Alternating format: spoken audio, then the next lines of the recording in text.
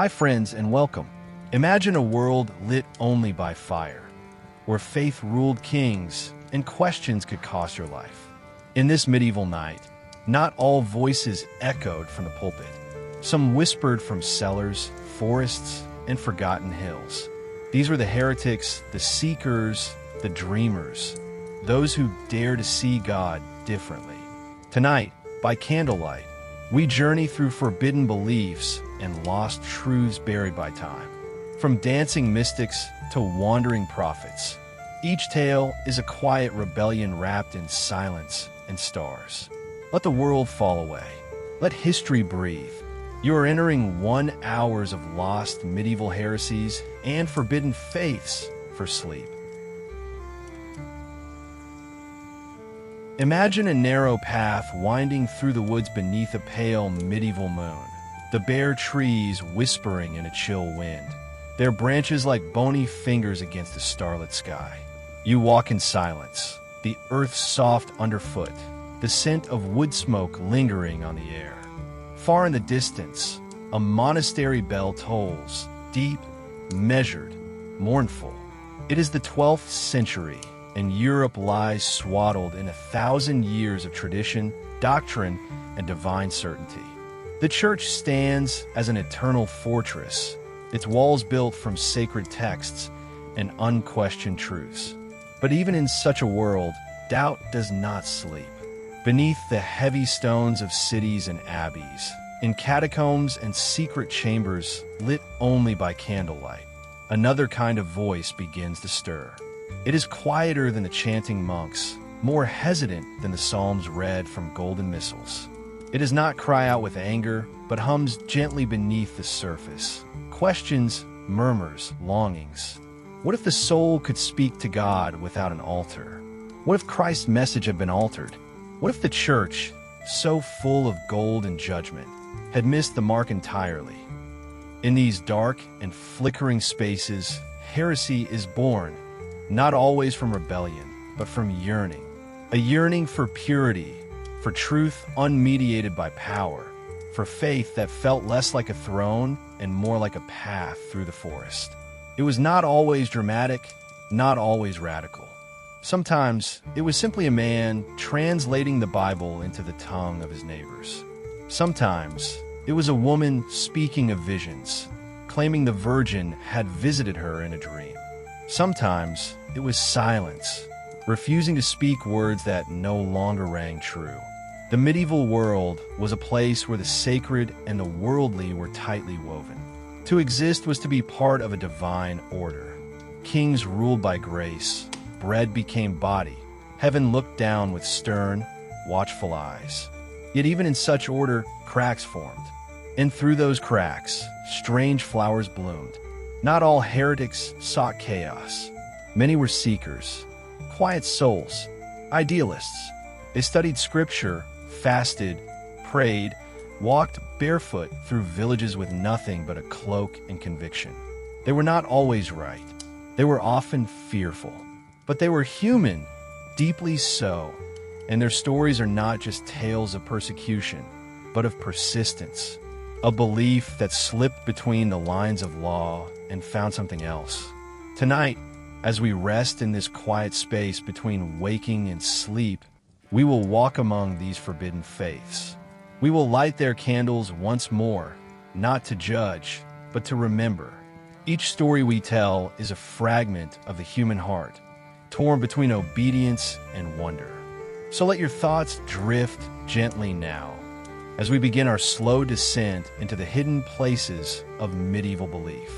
Ahead lies Languedoc, where people called the Cathars once dreamed of a perfect world untouched by flesh. Their dreams would one day summon fire. But for now, we begin with silence and the faint flicker of faith beneath the earth. The hills of southern France rolled gently beneath the sky, their slopes cloaked in olive groves, vineyards, and the scent of thyme carried on a warm breeze. In the distance, stone villages perch on cliffs like quiet sentinels, albeit Bézier's Carcassonne. It is the late 12th century, and the Languedoc breathes a different kind of air. Here, The people sing in Occitan, not Latin. Troubadours wander the roads, weaving tales of chivalry, love, and the mysteries of the soul. And here, far from Rome's shadow, another kind of faith begins to rise. They call themselves bons hommes and bons femmes, good men and good women. Others call them Cathars, and to the church, they're dangerous. They speak of two worlds, one of spirit, pure and eternal, created by the true God, and another of matter, corrupt, foul, fashioned by a false, dark power. In this dual world, the body is a prison, the flesh a chain. Salvation comes not through sacraments or penance, but through gnosis, knowing. And for those who renounce the world entirely, there is the consolamentum, a sacred rite of release, given only once, often near death, to free the soul from the cycle of birth and suffering. The perfecti, as they were known, walked barefoot through towns and villages, dressed in plain robes, refusing to eat meat or touch money. They healed, comforted, taught. They did not build grand churches or demand tithes. They lived simply, gently, yet their mere existence was a threat to the church's authority. For if salvation could be found without Rome, what then of popes and bishops? What of cathedrals and relics, indulgences and decrees? At first, the church responded with sermons, counsels, and warnings. But words failed to suppress the spread of Cathar belief. The movement flourished quietly, steadily, beloved by nobles, respected by peasants. The fire of unorthodoxy had caught the wind, and so Rome turned to crusade. In 1209, under Pope Innocent III, the Albigensian Crusade began. Armies from the north descended upon Languedoc, bearing not only the cross but the sword. Béziers was the first to fall. As the soldiers surrounded the city, a commander reportedly asked how they should distinguish heretics from faithful Catholics. "Kill them all," came the chilling reply. "God will know his own." Thousands perished, men, women, children, in fire and steel. Over the next 2 decades, towns were razed, strongholds besieged, and Cathars hunted through forests and mountains. The fortress of Montségur, perched on a crag like a castle of ghosts, became their final bastion. In 1244 it fell. Over 200 Cathars were led down the mountain and burned in a single pyre. They walked into the flames singing. What did they believe that was so dangerous? That the soul was sacred, that the church had lost its way, that truth could be lived, not merely dictated. And what does it say of an age when gentleness became treason? As smoke rises over Languedoc and the last of the perfect ones vanish into ash and memory, we continue our journey. Eastward now, where another kind of heretic ruled not with prayer, but with a crown. The Mediterranean sun burns hot over the Sicilian coast, casting long shadows against stone palaces etched with Arabic calligraphy and Romanesque arches. In Palermo, where lemon trees bloom and the sea sighs against the shore, the court of Emperor Frederick II glows with a peculiar light, part imperial, part heretical, and entirely extraordinary. It is the early 13th century, and Europe is locked in a delicate lattice of thrones and altars. Kings rule by divine right, and the Pope, seated in Rome, wields the keys of heaven. Yet here in the south, in the kingdom of Sicily, an emperor emerges who does not bow so easily to Rome's authority. His name is Frederick Hohenstaufen, Holy Roman Emperor, King of Sicily, and one of the most brilliant minds of the medieval age. To his supporters, he is Stupor Mundi, the wonder of the world. To his enemies, he is a heretic, a sorcerer, an enemy of the faith. Frederick speaks 6 languages. He keeps scholars from Damascus and Cordoba at his court. He builds universities, collects rare manuscripts, and sends envoys deep into the Muslim world to gather knowledge banned in Europe. He invites Jewish, Christian, and Muslim thinkers to sit at the same table and debate philosophy. He questions miracles. He demands evidence. He writes a treatise on falconry and dreams of uniting logic and law beneath one rational crown. But to the Church, Frederick's thirst for knowledge is a dangerous hunger. He is twice excommunicated. Papal bulls call him the Antichrist, a blasphemer who walks hand in hand with infidels. Whispers follow him that he denies the Virgin, that he mocks the resurrection, that he once said all religions were but political masks. Still, Frederick continues. He negotiates, rather than fights, to reclaim Jerusalem during the Sixth Crusade, earning back the Holy City not by force, but by treaty with Muslim rulers. No blood is spilled, no saints martyred. To the Pope, this is insult enough. But Frederick's heresy is not in what he destroys, it is in what he builds. He constructs a vision of rule grounded not in divine fiat, but in reason. In his Constitutions of Melfi, he reforms law with the clarity of a modern mind. To peasants and townsmen alike, he offers protection. He diminishes the power of bishops. He codifies rights and obligations. And in doing so, he blurs the sacred line between church and state. Yet this brilliant court cannot last. After Frederick's death in 1250, his dynasty collapses. His books are hidden or forgotten. His legacy becomes a cautionary tale.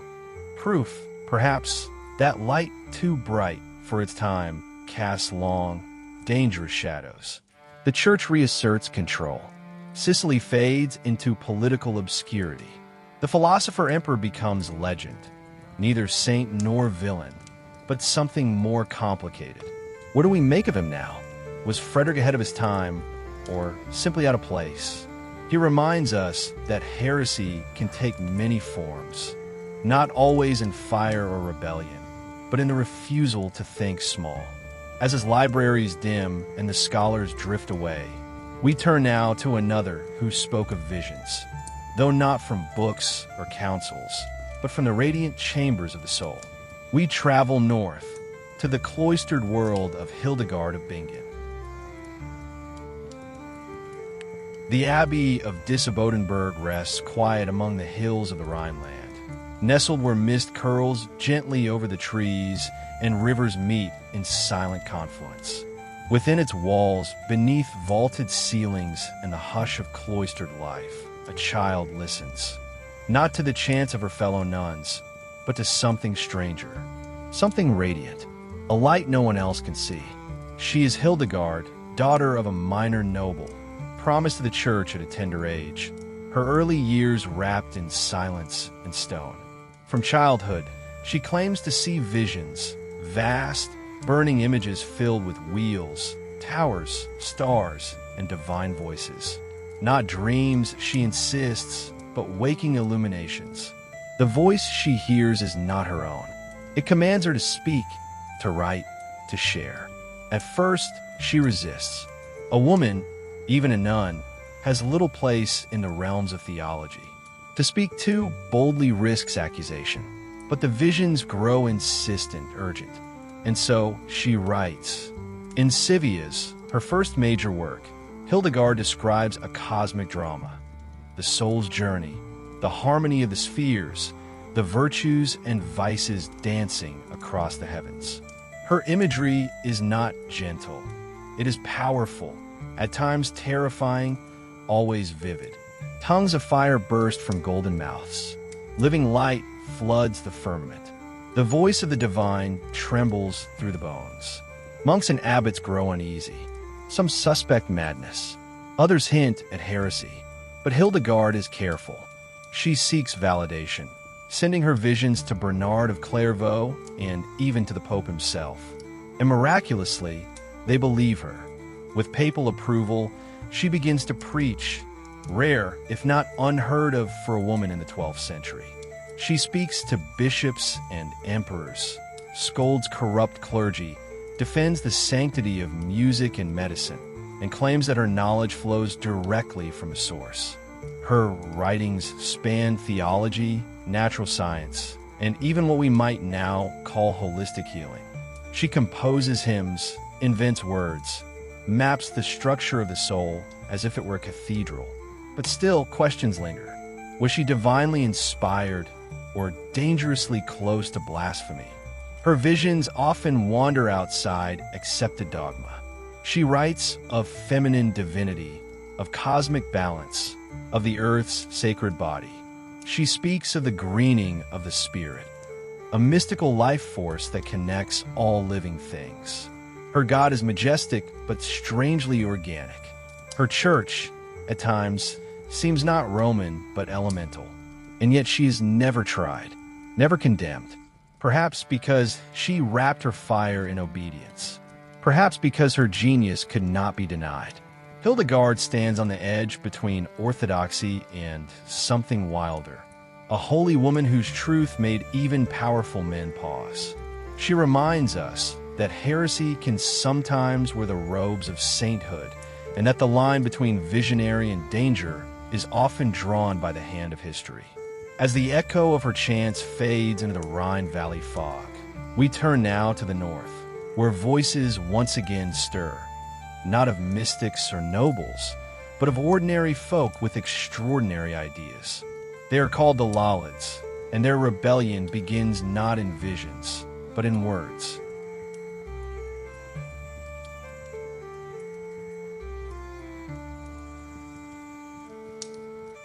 The mists of medieval England settle low over the countryside, curling through hedgerows and soaking the thatched roofs of quiet villages. In the fading light of a late 14th century afternoon, the bells of a distant church toll for vespers. But in some corners of the realm, another sound is spreading. A whisper, a rustle of parchment, a voice reading the scriptures aloud. Not in Latin, but in English. These are the Lollards, followers of John Wycliffe, a scholar from Oxford who dared to suggest that the church had strayed from the truth. That salvation did not require priests, indulgences, or Latin liturgy, but faith, conscience, and the word of God made plain to all. For this, he was branded a heretic, but his words took root far beyond the university halls where they were first spoken. They spread among blacksmiths and bakers, ploughmen and women who had never held a book, let alone read one. In secret meetings, hidden beneath haylofts or behind shuttered doors, these ordinary people gathered to hear sermons in the common tongue. Their gospel was stripped of ornament. No saints, no relics, no expensive rituals. They spoke of a church without gold, a priesthood without corruption, and a God who did not require Latin to listen. They read from handwritten English Bibles, painstakingly copied and passed from hand to hand. Each copy a precious risk. Possession of one could mean imprisonment or worse. Yet they endured, and though Wycliffe himself died peacefully in 1384, the church exhumed and burned his bones decades later, a gesture as symbolic as it was futile. His ideas had already escaped the grave. The Lollards believed in the priesthood of all believers. They questioned the sale of indulgences, the existence of purgatory, the necessity of confession. They even challenged transubstantiation, the sacred transformation of bread and wine into the body of Christ, a cornerstone of Catholic belief. For this, they were hunted. The state, now tightly bound to the church, passed laws to suppress them. Some Lollards were dragged through the streets in chains, their mouths gagged to silence their preaching. Others were burned, the smoke rising into the gray English sky as a warning. But the fire did not consume the movement. It simply drove it underground. In this quiet rebellion, we find a different kind of heresy, not mystical, not royal, but rooted in literacy and longing. These were not nobles or visionaries, but the working poor, seeking dignity through understanding. Their heresy was not loud, it was patient, a rebellion of ink and memory. And in many ways, they were a shadow of what would come a century later, the Reformation, when the Bible would explode across Europe in 1,000 tongues, and the church would split like ancient stone under new light. But the Lollards came first, quiet, dangerous, devout. Now, as the last of their hidden meetings dissolves into the chill of an English night, we follow the scent of candle smoke eastward, toward women who, like them, lived outside the bounds of obedience, but with a gentleness that challenged the world. We go now to the Low Countries to find the Beguines. In the quiet towns of medieval Flanders and the Low Countries, beyond the bustle of market squares and the clang of cathedral bells, a different kind of life took root. Neither cloistered nor free, neither wholly secular nor fully ordained. Here, in narrow alleys bordered by ivy-covered walls, lived the Beguines, women who walked a line so fine it seemed invisible, between piety and defiance, between devotion and disobedience. The Beguines were not nuns, though they prayed.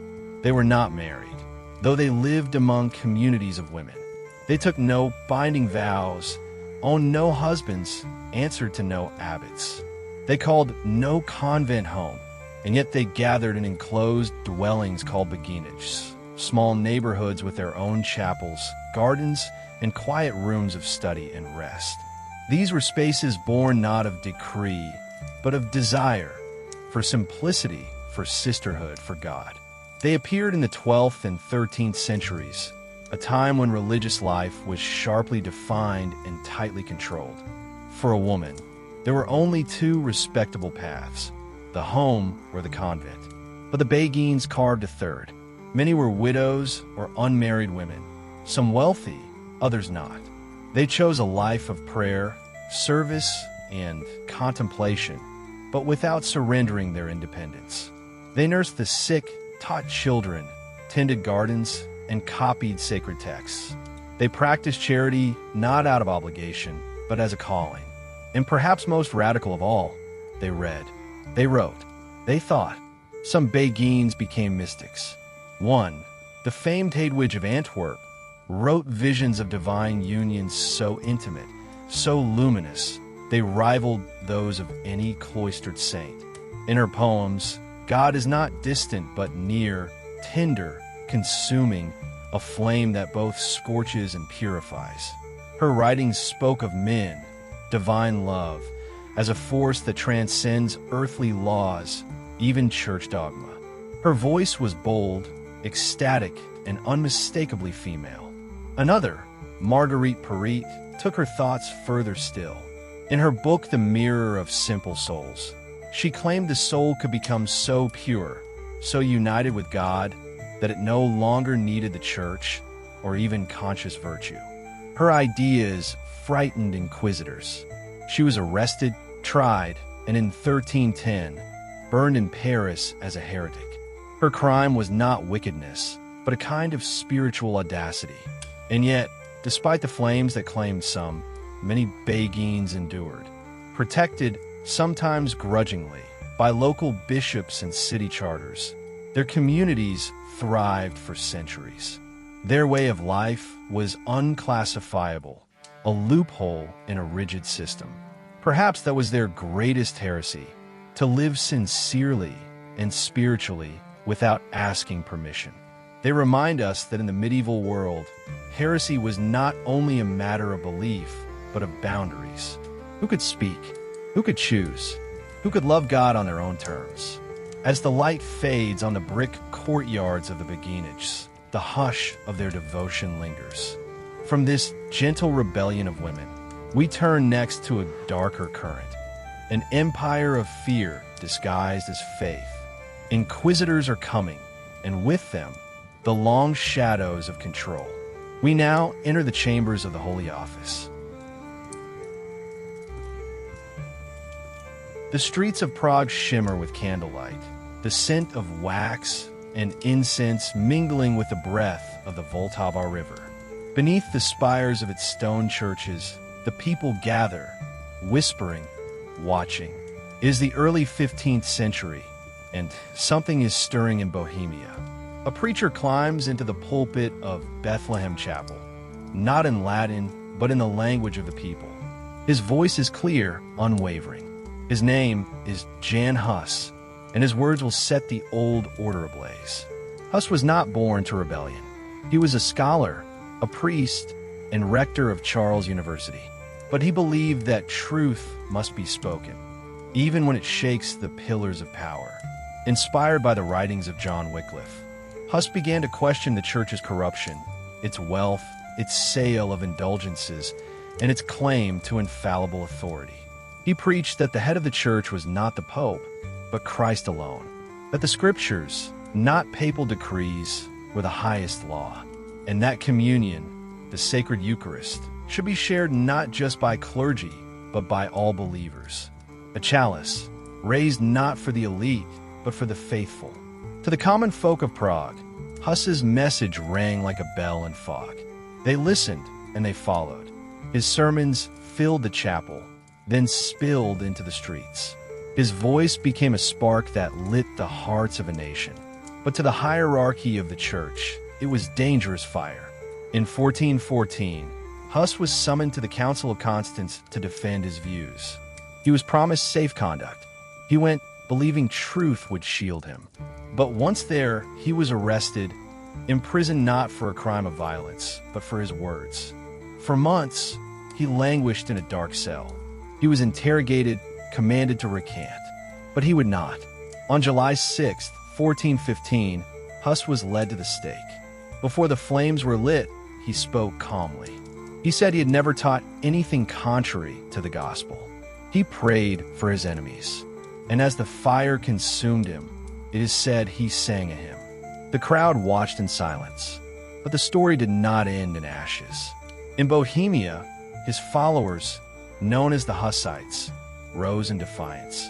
They marched under a new banner, the chalice lifted high. It became a symbol of resistance, of spiritual equality, of a nation's right to worship in its own tongue. They would fight off crusading armies, build their own churches, and carry Huss's legacy forward, an echo of Reformation before the Reformation. Jan Hus did not seek war. He sought reform. His heresy was simple, that God did not dwell only in cathedrals, and that truth could not be burned. As the last embers of the pyre drift into the sky, they carry with them not just smoke, but the seeds of upheaval. And now, we follow those seeds eastward, in a stranger territory still, where doctrine twisted into fear, and where the church turned inward, hunting shadows within its own walls. The Inquisition awaits.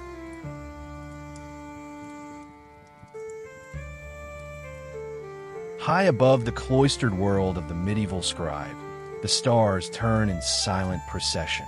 To modern eyes, they are spheres of gas, but to the medieval mind, they were divine ink blots on the vellum of the sky, whispering secrets of destiny and design. In monasteries and royal courts alike, men and women turned their gaze upward, not in idle wonder, but in deep belief. The heavens, they thought, were a text, one written by the hand of God, waiting to be read. This was the gospel of the stars. In an age when church and cosmos were tightly bound, astrology was not yet a heresy, but a scholarly pursuit. Learned monks consulted celestial charts to determine when to plant, when to pray, when to go to war. Physicians used horoscopes to diagnose illness. Kings would not be crowned without consulting the alignment of the planets. The sky was a mirror, reflecting not only God's glory, but the hidden architecture of human fate. Even great theological minds, like Thomas Aquinas, allowed for the influence of stars, so long as it did not override free will. After all, if God created the heavens, could they not also serve his purposes? But the church's tolerance had limits. As astrology bled into alchemy and natural magic, suspicion grew. Some astrologers began to speak of fate as fixed, of destinies written in stone, not grace. Others promised hidden knowledge, transformation of base metals, the elixir of life, secrets of divine union not found in Scripture, but in secret texts from Arabia, Egypt, and ancient Greece. These texts, the Picatrix, the Emerald Tablet, and countless grimoires, traveled westward with the dust of old empires. They spoke of hidden correspondences, of the planet's influence on the soul, of metals tied to celestial bodies. gold to the sun, silver to the moon, iron to Mars. Alchemists sought not only treasure, but transmutation, the refining of the soul alongside the purifying of metals.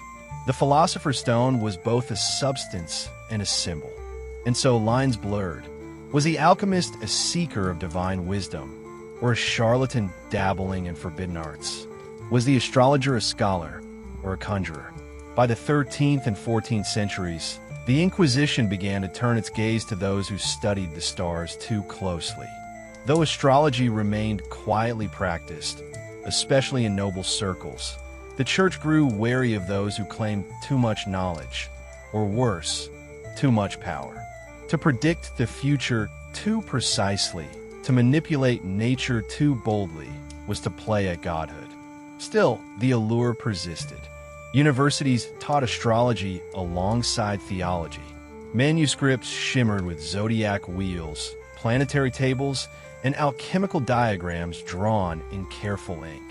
Even some clerics continued to consult the stars in secret, their ink-stained fingers trembling with both reverence and fear. In the world of medieval faith, the line between devotion and heresy was not always crossed with a shout. It was often whispered in candlelight, with eyes raised to the stars. Now, as constellations shift across the ink-dark sky, we leave these mystics of the cosmos and turn to those who were called to cleanse the soul not with starlight, but with flame. The Inquisition begins its long, shadowed work. In the high, windswept valleys of the Cotillon Alps, where France and Italy meet in jagged, snow-dusted stone, a different kind of scripture was passed from hand to hand. Not copied in illuminated scriptoriums, nor guarded behind cathedral walls, these books travel by foot, hidden beneath cloaks or sewn into satchels, written in the common tongue of shepherds and stonemasons.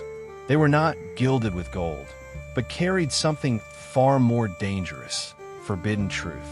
These are the books of the Waldensians. Their story begins in the late 12th century with a wealthy merchant of Lyon named Peter Waldo. After a sudden spiritual awakening, Waldo gave away his possessions and began preaching a life of radical poverty, simplicity, and faith. Inspired by the Gospels, he took literally the words of Christ, "Go, sell what you possess and give to the poor." He and his followers, men and women both, began to teach and to wander, carrying the scriptures translated into their native language. They rejected the riches of the church, questioned its authority, and denounced the corruption of the clergy. They called themselves the poor of Christ. The church called them heretics. What made the Waldensians so threatening was not only what they believed, but how they lived. They did not seek political power or public rebellion. Instead, they moved quietly through towns and mountain villages, living simply, preaching humbly, and offering an alternative to the towering rituals and Latin masses of the established church. To the average peasant, their words, spoken in familiar language, were alive, direct, and strangely comforting. And their books, handwritten, often small enough to be concealed, became sacred treasures. Psalms, gospel passages, sermons, and prayers, translated, memorized, and hidden. Some were tucked into loose stones in a wall, others buried beneath floorboards. Entire communities would memorize these texts in case they were seized and burned. And burned they were. In 1184, Pope Lucius III declared the Waldensians heretical. In the centuries that followed, inquisitors were dispatched into the mountains to root them out. Those caught with vernacular Bibles were interrogated, tortured, or executed. Yet the Waldensians endured. They retreated higher into the alpine wilderness, building secret networks across remote hamlets. They worshipped in caves, taught their children by firelight, and passed down their beliefs like an inheritance, encoded in story and song. Their resilience became legend. They were excommunicated, exiled, massacred, but never erased. It is said that in the dead of winter, a Waldensian preacher might climb for hours in silence, the snow muffling his footsteps, to reach a hidden chapel where a few faithful gathered around a single flickering lamp. He would remove a cloth-wrapped book from beneath his coat and begin to read, not in Latin, but in the language of mothers and fathers, in words people could finally understand.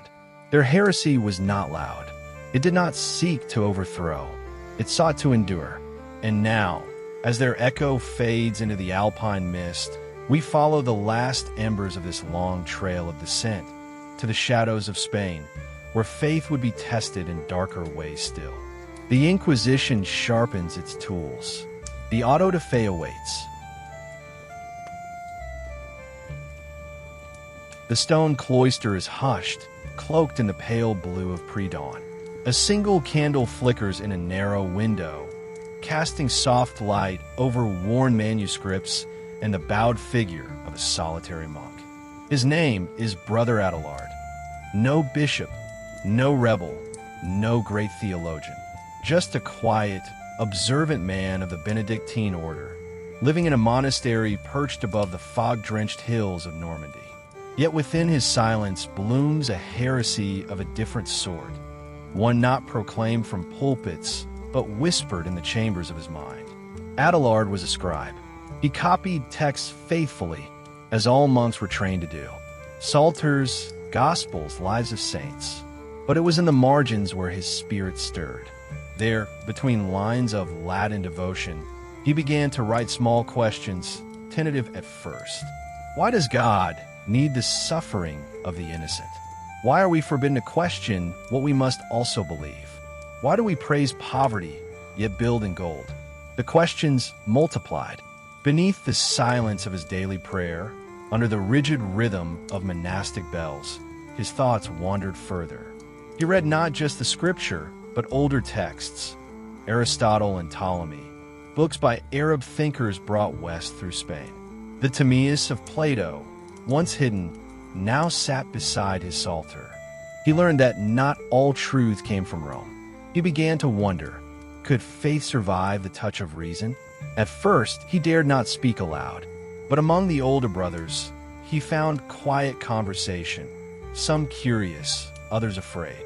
One night, during Compline, he confessed his doubts to the prior, not as rebellion, but as yearning. I seek God, he said, but I wish to know what I believe, not only to recite it. The prior smiled, then reported him to the bishop.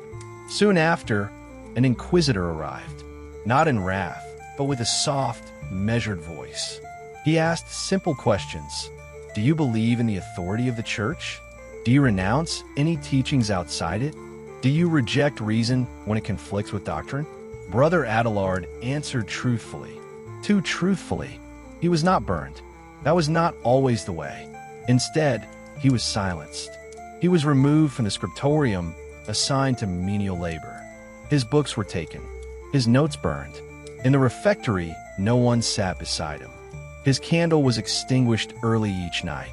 The silence grew heavier than chains.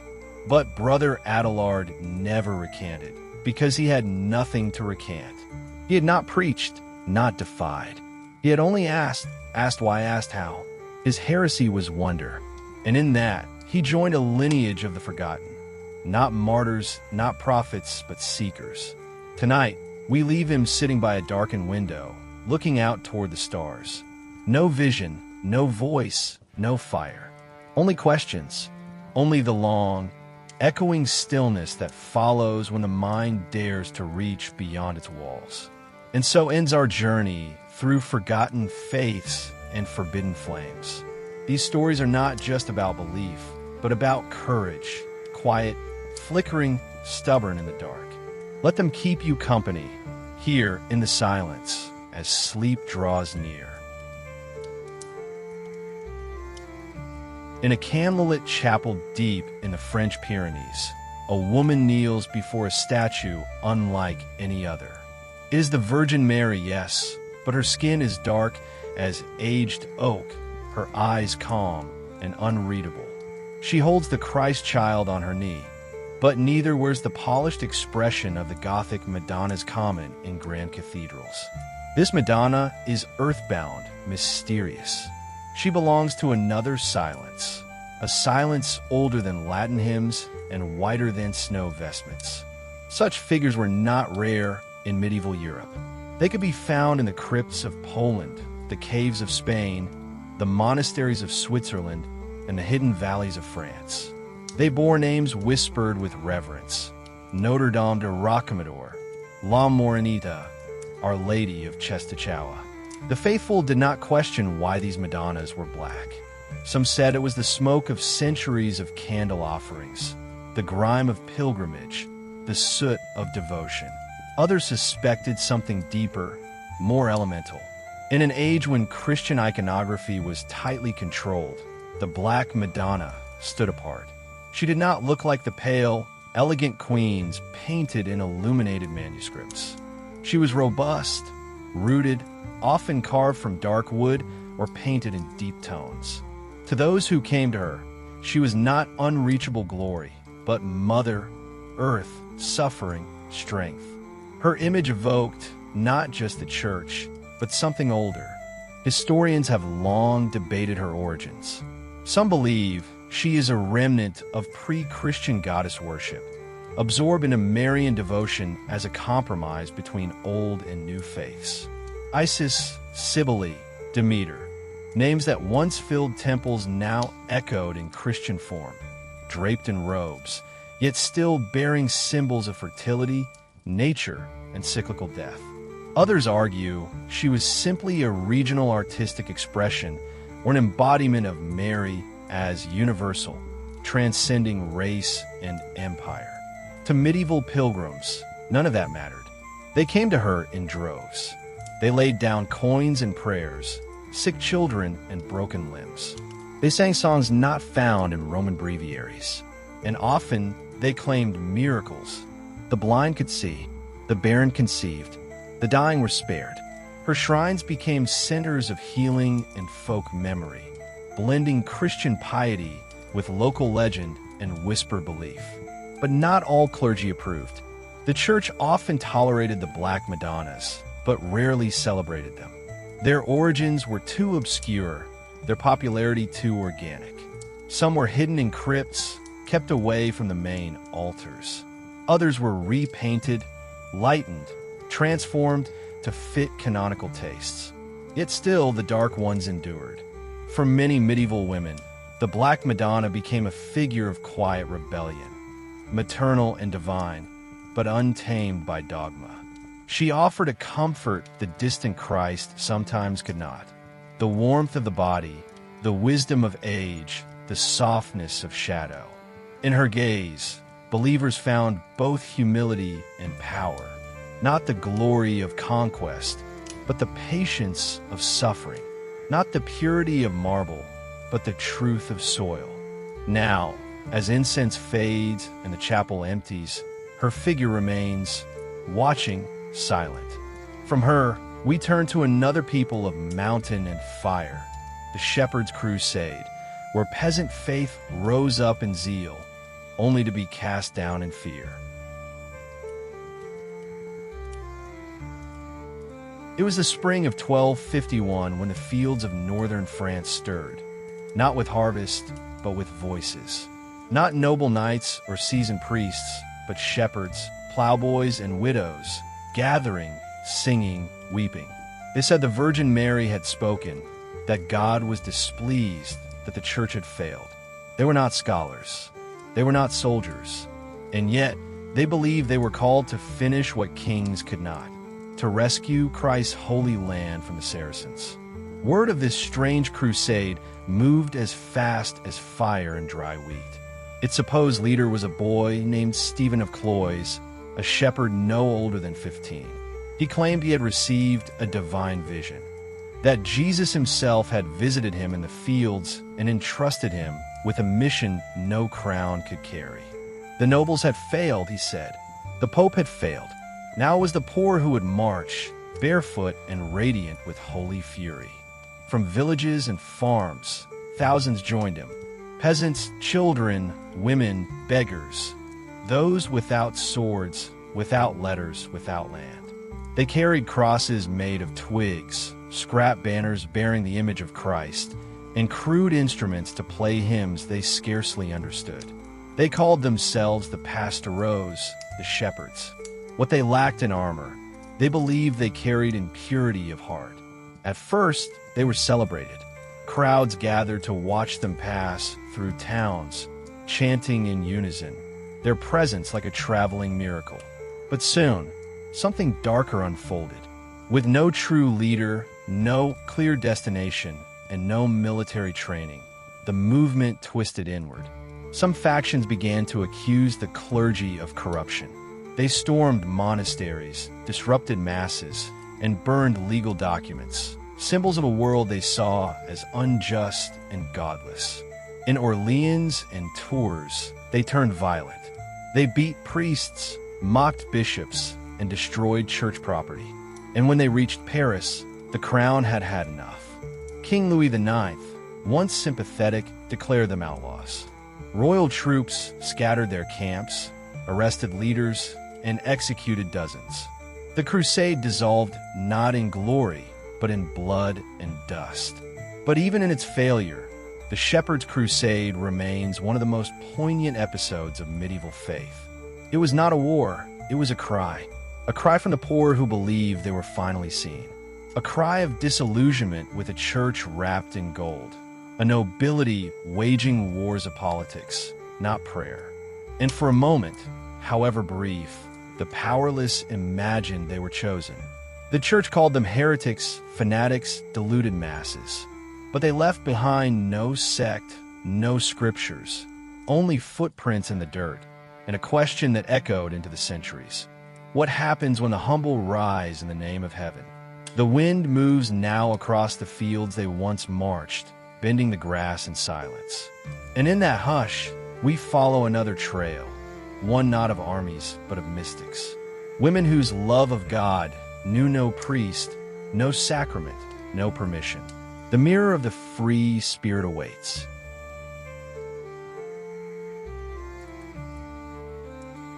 In the dim quiet of a candlelit chamber, somewhere along the Rhine, or in the cloisters of Cologne or Flanders, a woman speaks of divine union, but not as the church would have it. Her words are not cautious, not measured. They are full of longing, wildness, and something else entirely, certainty. She does not speak of heaven as distant or grace as conditional. No, she says, God is already here, inside her, around her, not through priests or sacraments, but through love itself. These women were called free spirits. They left no formal church behind, no grand edifice of doctrine, but they passed from city to city, sometimes dressed as nuns, other times as beggars or widows. Their gospel traveled in whispers, visions, and quiet gatherings. They taught that the soul, once truly purified, could unite so completely with God that it needed no rules, no church, and no sin. One could live, they said, beyond virtue and beyond guilt. To the authorities, such thinking was dangerous, blasphemous, even seductive, especially because it often came from women. In a world where theology belonged to men and mystery was rationed, the women of the free spirit claimed it all. They spoke of God not as judge or king, but as lover. Their language was intimate, even sensual. One mystic wrote of the soul entering God the way light enters crystal, indivisible and burning. Another claimed that in union with God, the soul becomes equal to Christ himself. But this union came with consequences. If one is already one with God, why obey church law? Why fast? Why confess? Why suffer penance? Some followers began to disregard moral norms altogether. Tales spread of sects who denied sin, ignored poverty, even shared partners in a holy imitation of divine love. Whether these stories were truth or fear-mongering, inquisitors did not care. And then there was Marguerite Porete, the woman who gave the movement its most eloquent voice and paid the ultimate price. Her book, The Mirror of Simple Souls, described a soul so dissolved in divine love that it ceased to will anything at all. Neither heaven nor hell could move it. It rested entirely in God. It was, as she wrote, annihilated in love. The church condemned the book. Marguerite was arrested, interrogated, offered multiple chances to recant. She refused. In 1310, she was burned in Paris before a silent crowd, her book thrown into the flames beside her. But her words survived, copied in secret, preserved in fragments. Centuries later, mystics and scholars alike would rediscover her brilliance. The free spirit was not a movement so much as a current, fluid, elusive, often misunderstood. For some, it became an excuse to transgress. For others, it was a path to true spiritual freedom. As we leave these women behind, we do not find them buried in history's margins. We find them blazing, strange stars that refused to orbit the sun of Rome. Their desire was not for power, but for a God who could be touched, entered, and become. Now we turn to a different fire, one forged not of spirit, but of blood and secrecy. The curse of the Templars lies ahead.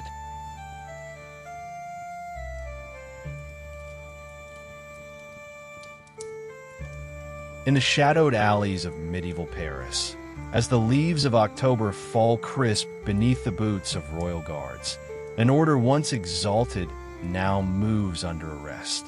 It is the year 1307, and the Knights Templar, those who once stood as the sword arm of Christendom, are being seized, one by one, in a dawn raid orchestrated by a king whose debts have grown too great and whose fears too sharp.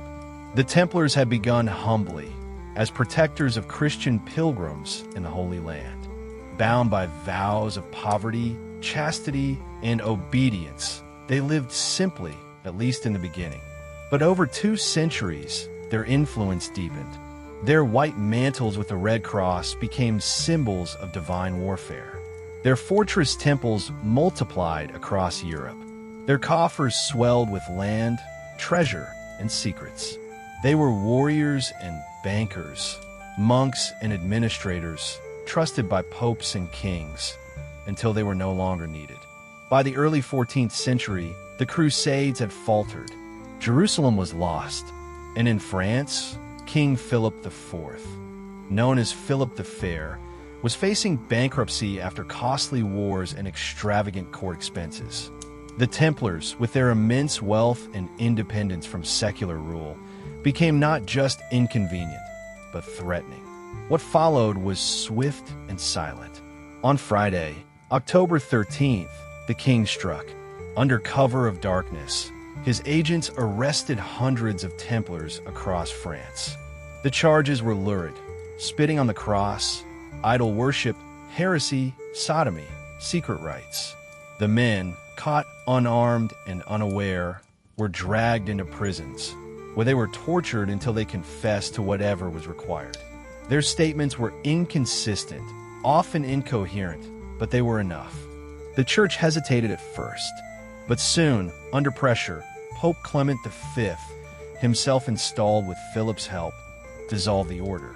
The Templars' lands were seized, their assets redistributed, their honor dismantled. Some of the order's remnants vanished into other religious houses. Others simply disappeared into rumor. And then there was Jacques de Molay, the last Grand Master. For 7 years he was held in chains, interrogated, and made to recant. But in 1314, he reversed his confession. Standing before the crowd in Paris, he proclaimed his innocence and the innocence of his brothers. For this, he was burned slowly at the stake on an island in the Seine. Witnesses say he called out from the flames, cursing the king and the pope, summoning them to stand before God within the year. They both died within months. Thus was born the legend of the Templars' curse. Yet beyond the myths of buried treasure, secret rituals, or hidden descendants, the truth remains stranger still. How could an order rise so high, so fast, and fall in silence? Why did so few speak out? What had they truly become? The Templars were not saints, nor were they devils. They were men caught between sacred duty and earthly power. And in the end, the cross they bore could not save them from the crown. Now, from the ashes of the temple, we move toward a whisper older still, of texts long buried, of words not permitted to be read. The gospel of the Dead Sea awaits.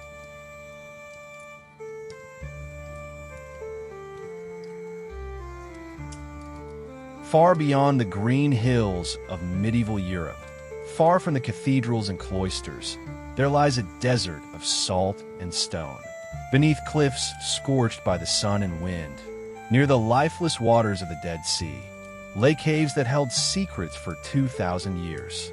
Secrets not written by popes or bishops, but by men in exile, scribes, mystics, rebels of faith, preserving scrolls that would one day stir the church from its sleep.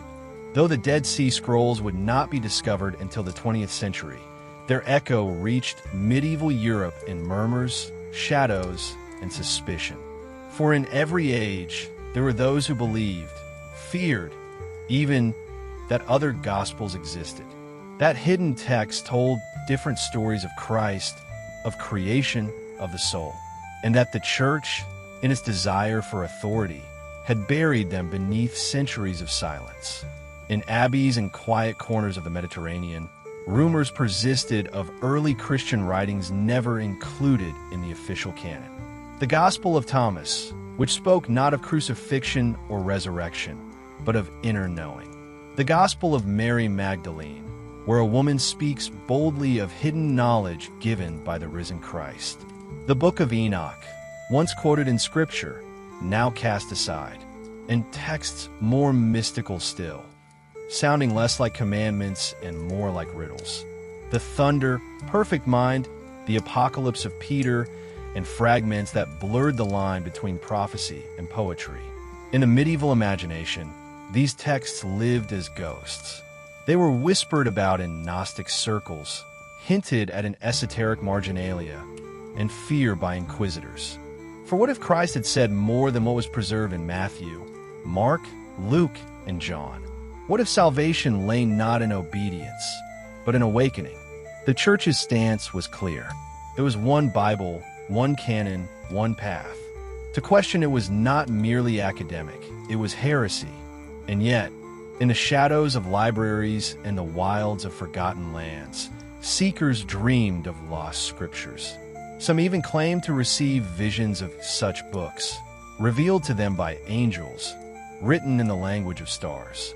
Monks in Spain, mystics in the Rhineland, and wandering pilgrims sometimes spoke of scrolls hidden by the Essenes, or of buried wisdom from Alexandria smuggled into Europe before its fall. Whether true or imagined, these stories took on a sacred weight. For in a world where the word of God was controlled by the elite, the very idea of an unfiltered gospel felt like rebellion. And perhaps that was the greatest threat of all.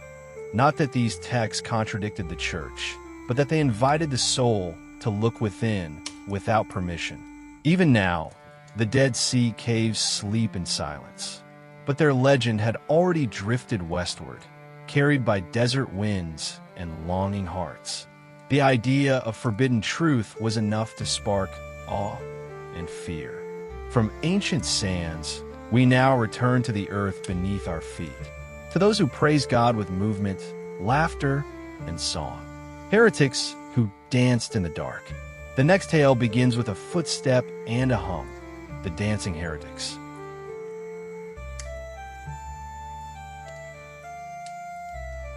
It began not with a sermon, but with a song, a drumbeat echoing through the fields at dusk, a woman's voice rising in praise, a circle forming in the clearing, arms linked, feet bare. No altar, no chalice, just rhythm and breath and joy. This was not a mass. It was not sanctioned. But in this dance, fluid, exuberant, fearless, some believed they were touching God. These were not troubadours or village drunkards. They were mystics, peasants, visionaries, sometimes men, often women, drawn into ecstatic movement as a form of devotion. In the Low Countries, along the Rhine, and deep into the forests of Germany and Bohemia, there appeared strange sects whose worship was not bound by Latin chants or strict liturgy. They danced, in circles, in pairs under moonlight. Some sang hymns, others spoke in riddles or fell into trance. Their gatherings were spontaneous, spiritual, and, to the eyes of authority, deeply suspicious. By the 13th and 14th centuries, the Church had grown wary of anything it could not control. Doctrine was to be received, not reinvented. Joy was acceptable, but only within the bounds of ritual. Anything ecstatic, sensual, or spontaneous smacked of chaos. And where there was chaos, the devil was never far behind. The dancing heretics, as they came to be known, challenged not only theology, but the very shape of worship. Their joy was undisciplined. Their faith was embodied, and that made them dangerous. In some cases, the movement blurred into what would later be called the Brethren of the Free Spirit, a mystical stream that rejected hierarchy and celebrated union with God through love, inner knowing, and abandon. These were not formal sections. They had no catechism, no leadership, no buildings. Only a shared longing to experience divinity, not as law, but as liberation. Accusations came quickly. Church authorities claimed these groups engaged in immoral rites, public nudity, sexual ecstasy, and blasphemy disguised as piety. But such claims were often exaggerated, drawn from rumor and fear. It is more likely that these heretics committed no real crimes, only the sin of worshiping with their bodies, of smiling while praying, of believing that joy could be sacred. And yet, for this, they were hunted. Some were seized by inquisitors, imprisoned, forced to confess to things they may never have done. Others simply vanished, their communities broken, their songs silenced. A few survived by retreating into secrecy, passing their dances in a folk tradition, hiding their prayers inside lullabies. In some villages, long after the burnings had ceased, children still leapt in circles at twilight, echoing a movement once condemned. They did not know its origin, but in their joy, something holy endured. What is heresy, if not unsanctioned grace? As the firelight fades and the dancers fall still, we walk on. The next tale is hushed and hidden, buried in ash and silence. After the flames of Montsegur, after the fall of the Cathars, a question lingers. Did their children remember? Segment 17 brings us to those whispers, the silence of the Cathar children.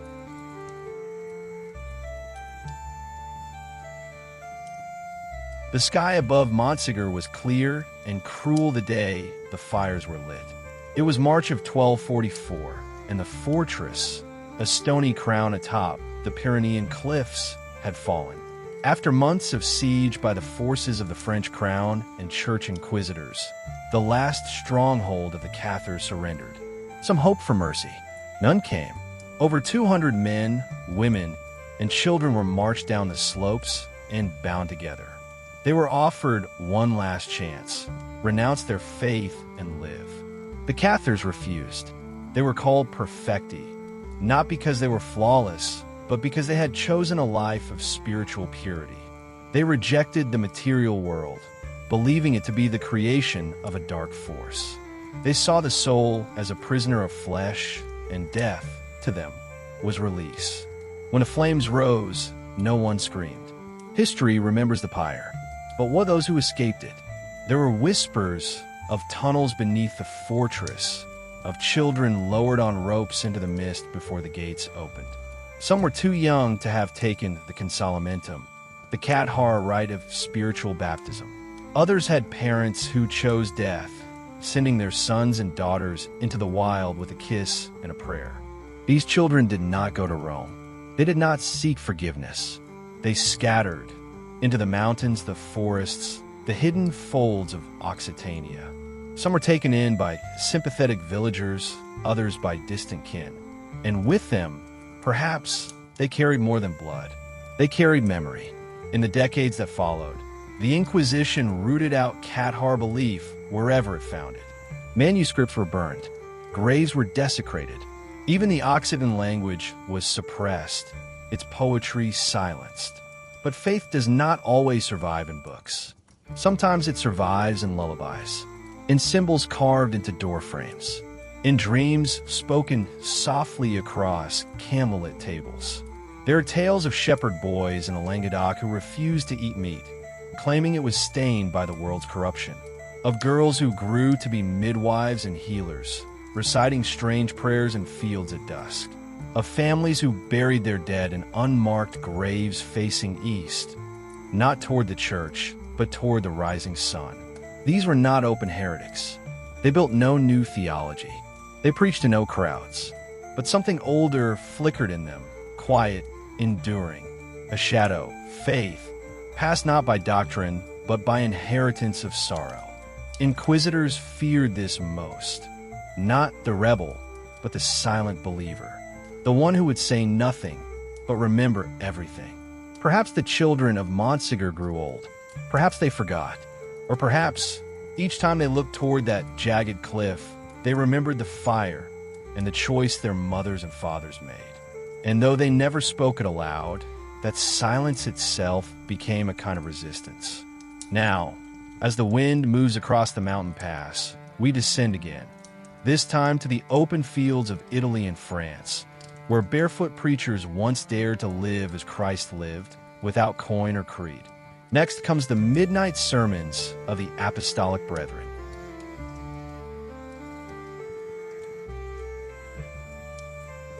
They came with nothing but robes, calloused feet, and voices full of fire. No titles, no coins, no weapons. Just the gospel and the conviction that the church had strayed from its path. In the late 13th century, in the towns and valleys of northern Italy and southern France, a ragged band of men and women appeared who called themselves the Apostolic Brethren. They were neither monks nor friars, at least not officially. Their leader, a charismatic outcast named Gerard Segarelli, had been rejected by a Franciscan monastery years before. But what he could not join, he reimagined. And so, he founded a movement from the gutters and markets and alleyways. The Apostolic Brethren took the words of Christ literally. Sell what you have. Give to the poor. Take nothing for your journey. They wandered barefoot, slept in fields, only what was given, and preached in open squares, or sometimes, more dangerously, in hushed corners beneath the stars.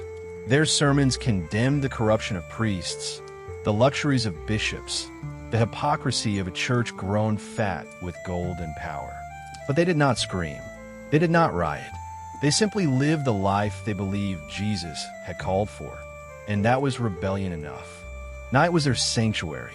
By daylight, inquisitors patrolled and nobles watched. But in the deep blue quiet of midnight, the brethren gathered the curious and the desperate. They spoke not with wrath, but with a strange serenity, a kind of holy urgency. They called for a return to the Vita Apostolica, the apostolic life, a church stripped of wealth and hierarchy, where all were equal and Christ alone ruled. They attracted hundreds, then thousands, and as they grew, so too did the church's concern. In 1286, Gerard Segarelli was arrested. He confessed nothing.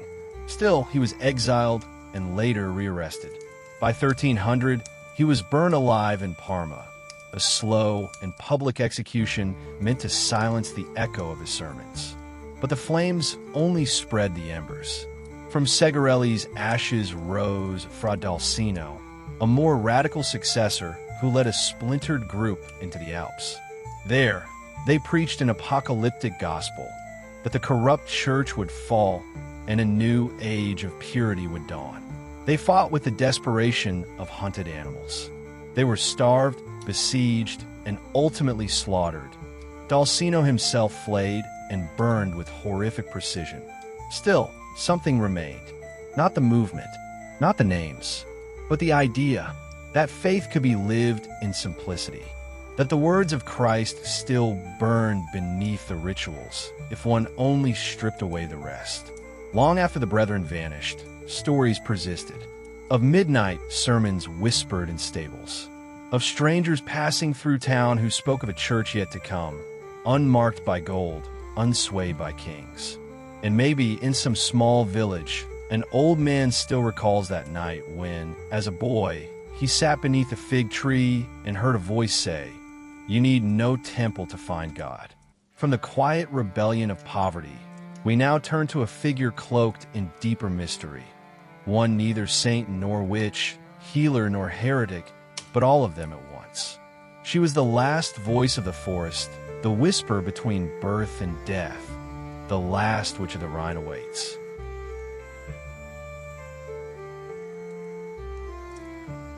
She lived near the river, where the thick woods breathed in mist and the ground stayed damp even in summer. Her hut was crooked, half swallowed by vines, with dried herbs hanging in bunches from the rafters. Children whispered her name in fear and fascination. Mothers visited in secret, their skirts brushing against moss as they crept through the forest paths.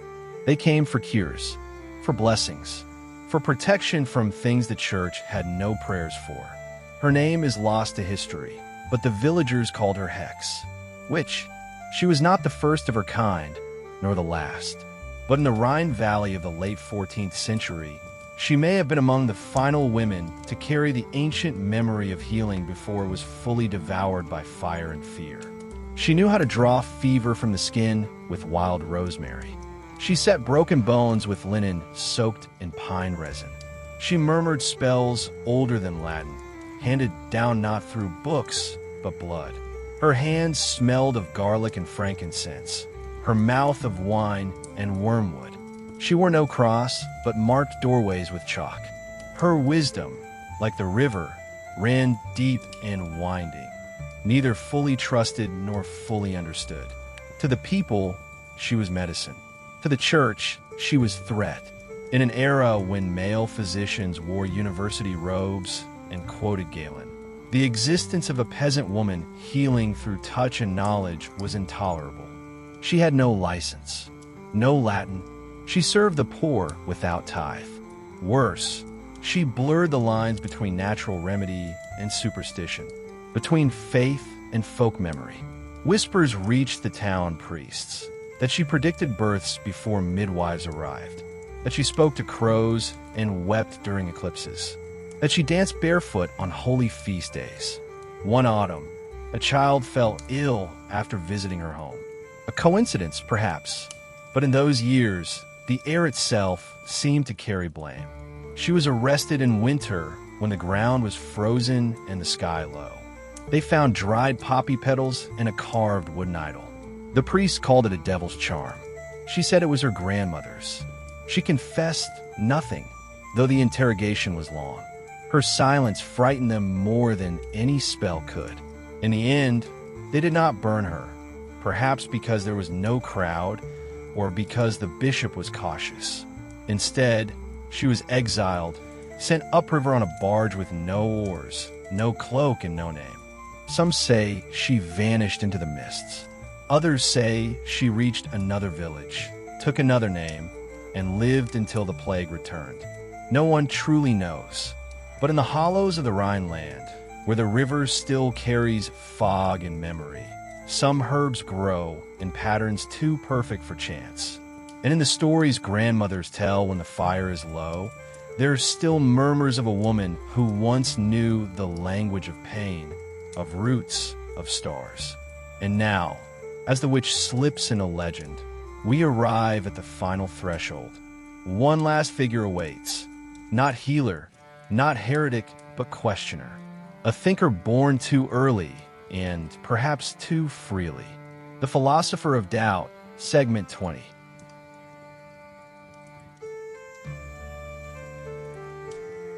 The candle is low now. Its wax pools quietly along the base of a worn stone holder, the flame flickering gently, no longer tall, but steady. Around you, the imagined library breathes silence. Wooden beams overhead, faint scent of parchment and soot, a stillness ancient and unbroken. In the long shadows of this 3-hour journey, we have wandered through catacombs and citadels, forests and monasteries, caves and marketplaces. We have met women who prayed without permission, men who questioned too deeply, mystics who danced when others kneeled. And always, beneath it all, a pattern, the tension between the sanctioned and the sacred, between what was allowed to be spoken and what had to be whispered. They were called heretics, not because they denied truth, but because they sought it somewhere unexpected, not because they wished to destroy, but because they longed to understand, not because they were dangerous, but because they were different. In truth, many of them loved God more deeply than those who judged them. They were not rebels out of pride, but pilgrims of the Spirit, drawn toward a vision of the divine not found in gold-trimmed pages, but in starlight, in soil, in solitude. It is tempting to imagine heresy as a fire, the kind that burned at stakes, that left behind ash and silence. But sometimes, heresy is no more than a question asked too early, a doubt held too tenderly, a truth glimpsed from a different angle. And the boundary between heretic and prophet, between danger and revelation, is often no more than the turning of a page or the lighting of a candle. The church, the crown, the law, they wrote the histories. But in the margins, in the songs and secret books, something else survived. A quiet legacy of seekers. A thread of rebellion braided not with swords, but with silence. And what then do we make of ourselves? For even now, we carry questions we don't voice, dreams we don't confess, longings that do not fit the frameworks we've inherited. In that sense, the heretic lives on, not in books or trials, but in the human heart's unquenchable thirst to understand what lies beyond the veil, beyond doctrine, beyond fear. So let the candle burn a little longer, not to banish darkness, but to sit within it, to remember that in the Middle Ages as now, the line between faith and wonder was not straight, but winding like a path through the forest or a whisper across water. That to doubt is not to destroy. It is to seek, to listen, to begin. And as you drift into rest now, know this. The heretics were never truly alone. They were simply the first to light a lantern on a path others had not yet dared to walk.